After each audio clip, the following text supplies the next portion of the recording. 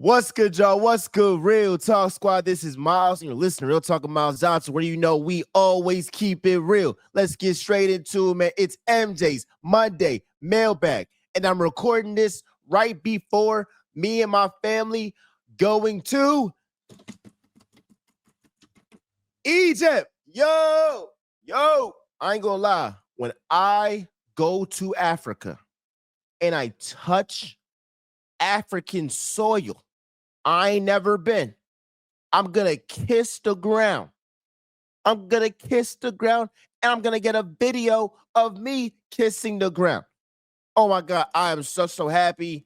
Family trip. My mom, my dad, my sisters. Going to be a great time. And I'm bringing my equipment, so we're still going to go out here and get the content for y'all. So let's just say stay tuned.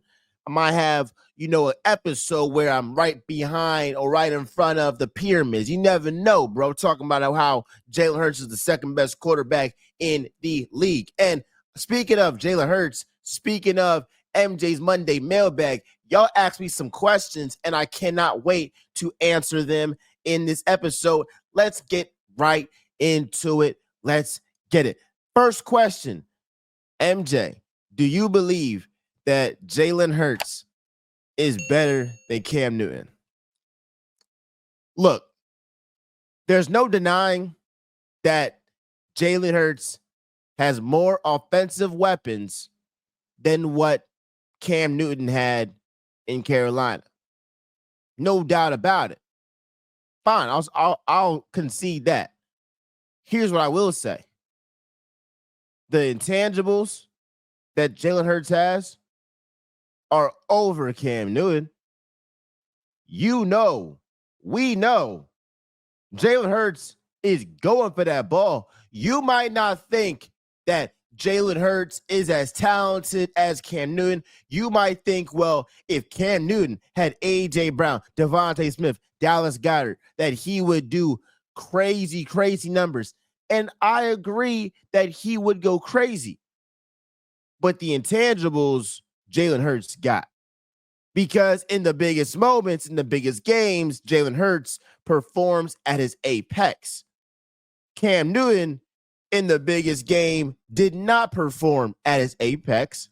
And in the dire moments, the ball was right in front of him, and he stared at it and did not dive on the ball. So what I know for a fact is that you might not think Hertz is the most talented. You might not think Hertz is better, but Hertz is going for that ball. He is diving for that ball. So guess what? Give me Jalen Hertz. Give it to me. Give it to me. Yes. And it's not crazy to say that Hertz is going to improve more and more. And he might have a season like what Cam had in 2015. You don't know yet. You don't know yet. I don't know yet. So just scoff at it and be like, oh, this is blasphemous, all this stuff.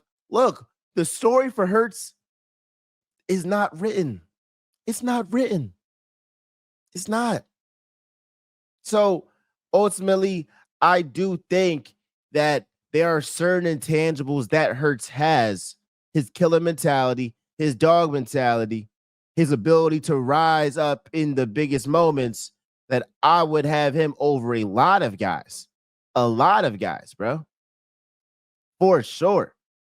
I think with Jalen Hertz, we forget that he took a squad with Jalen Reagor and J.J. Arcega-Whiteside to the playoffs in 2021.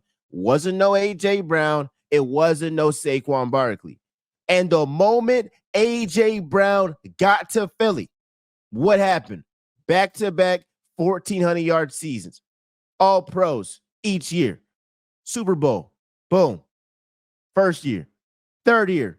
Super Bowl.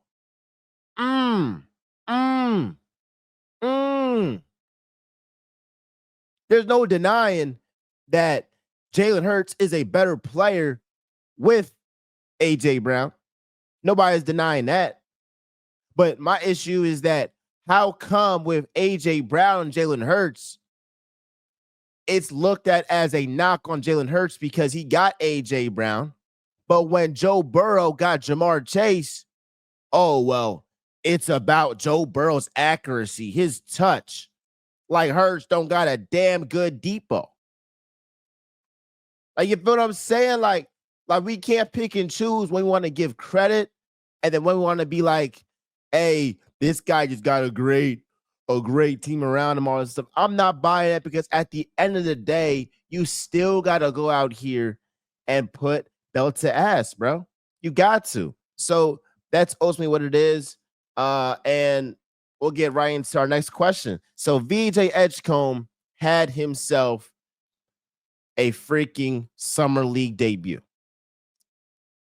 28 points. He was 13 for 27. Let me get my mind right. He was 13 for 27 from the field. He had 10 rebounds, 4 assists, 2 blocks, 2 turnovers. Here's what I don't get. So there's a crowd of folks saying, well, it took VJ Edgecombe 27 shots to get 28 points. That's not good. 13 for 27 is 48%. So he's damn near at 50%. He has 10 boards. He had 4 assists. And he thoroughly outplayed Ace Bailey, who Ace had 7 points on 13 shots. And here's what I don't get, though. You can't say for Ben Simmons, shoot the ball, Ben. Be aggressive, Ben. Why don't you take threes, Ben? And then when VJ in his first summer league game is hyper aggressive offensively and defensively, and now you want to say he's taking too many shots. We're not about to do that, bro, because I was so scarred from the Ben Simmons era of a player who is all world that simply got in his own head and was not aggressive, that I'll be damned that I knock a player for being overly aggressive. You want that. You want a guy that he embraces the moment and he rises to the occasion. And that's what VJ Edgecombe did. If VJ Edgecombe's first summer league game did not show to you that, hey, he's going to be a star in the league, I don't know what will. Look at the game. Look at what he does defensively and how when more time, more reps, more improvement, he's going to get better offensively. Because the two things that he needs to improve on offensively is his pull-up game off the dribble, and then it's also his handle. You don't think that with him paired up with Tyrese Maxey, who has himself a bag, and VJ's grit, grind, and hard work, that he's not going to get better and better and better? Like the Jimmy Butler that we know today worked his damn ass off to be better off the dribble, to be a better shooter, to be clutch in certain moments. That's what Jimmy Butler did. And he has that type of determinality. He has that type of determination given his upbringing. Cuz was homeless. Both of these guys come from humble beginnings, from generator to generational. They're very, very similar. So I'm buying into the Jimmy Butler hype for sure, bro. Exactly. Definitely for sure. So I love VJ Edgecombe. I think that he's exactly what Philly needs. And look, Philly, all you got to do is show heart. Look, Allen Iverson ain't win a chip, and you wouldn't really know that unless, I guess, you followed his career. But like the way that Philly talks about Allen Iverson, you would think he won a championship like a Jalen Hurts, like a Nick Foles. He didn't. But the thing was, his heart was something that was unmatched. His heart was something that you could not really pinpoint anybody to having something remotely close to what his heart was, bro. And we know that if AI was 6'6", 6'5", 6'7", the freaking Sixers, the Sixers are going to go out here and win themselves a couple of championships. And the league should have been scared. Really should have been, not scared is the right word, but should have definitely been happy that he did not get that tall, because it would have been over for y'all. But that's my thoughts on BJ Edgecombe. Look, I think that he's going to have himself a stellar rookie season. He'll turn into a 3-and-D guy with guys like Maxey and Embiid and Paul George getting most of the ball, which is cool. But his calling card will be defense. And over time, when he gets himself more of a handle and more of an offensive game, in terms of like getting his bag together, you're going to see him blossom. But I think that he has superstar written all over him, and he is my next Anthony Edwards. All right, I'm going to do some Love Island Philadelphia athlete comparisons, right? First thing, Ace is A.J. Brown. Verified leader, not afraid to speak up, and misunderstood by the media. They saying that Ace is jealous of Jeremiah. They say that A.J. Brown hate Jalen Hurts, that he's jealous of him, that he's jealous of other guys on the team. Hey, bruh, they're just leaders that not afraid to speak their mind. Clark is Hurts because Clark is overly hated. But when it matters, she get the job done. That's what Jalen Hurts does. Overhated. Why do y'all hate the guy? All they do is win. All they do is win. Huda is Nick Sirianni. Crash outs. But they be crashing out. You got Huda, calling people out their name. You got Nick Sirianni out here talking crazy to fans. But at the end of the day, they still get the job done in their unique way. Huda, she got herself that fan base. Nick Sirianni is honestly a top 3 coach, and he's doing it the unconventional way. I got to do this a little bit quickly right now. Last one. I got 2 more. Amaya Papaya is Tyrese Maxey because, look, bruh, they're beloved. Like, Maxey can have an off shooting night, and ain't nobody going to say nothing in Philly because he's just so loved. Amaya Papaya, it don't matter what she do. She good. She won the hearts of the show. Tyrese Maxey won the heart of Philadelphia. And you could honestly put Devontae Smith in there. And then the last one, Andrina, is Joel Embiid. All-time great, but folds when it matters most. She freaking sold the bag when she essentially said, I'm going for Pepe, and Pepe said, I don't want you.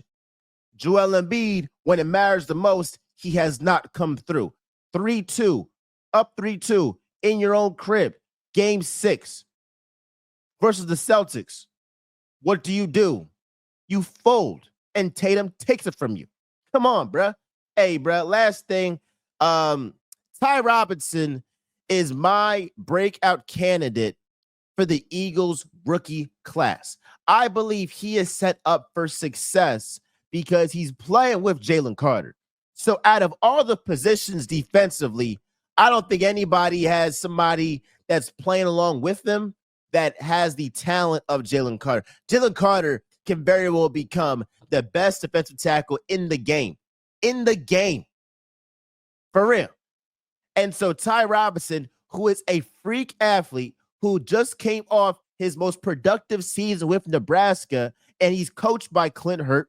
He's coached by Vic Fangio. I'm looking at this. I'm saying to myself, Ty Robinson is going to eat. And especially with this rotation of Ajomo and Davis and Robinson and Carter, like all these guys, it's going to be a sight to see. And Ty Robinson, I wouldn't be surprised if he has himself 4 or 5 sacks. Hell, maybe 6 sacks. I could see him being a difference maker and being a day 1 starter come training camp and all the way through the regular season, bro. So I hope that y'all enjoyed this episode. A little bit short.